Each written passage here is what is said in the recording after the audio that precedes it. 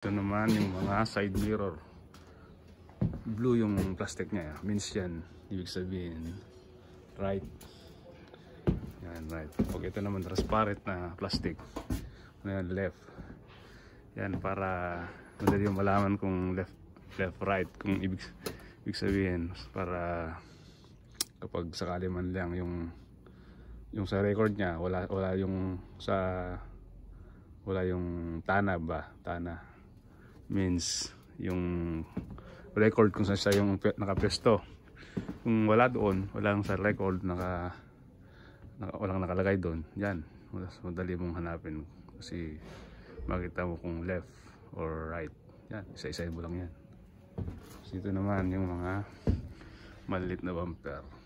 Tapos mga headlight, yung karaming headlight. Left headlight yung mga yan.